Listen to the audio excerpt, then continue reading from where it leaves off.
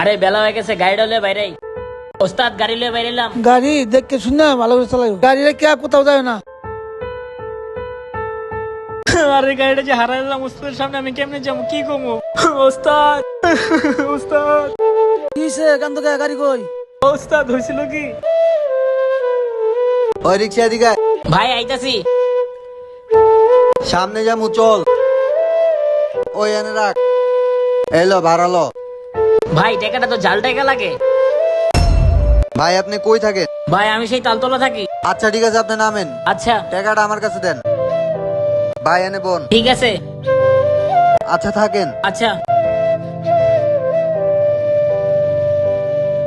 ভাই ভাই হ্যাঁ? ভাই ভাই কি হয়েছে আপনার? ভাই এনে আমার রিক্সা ছিল ভাই।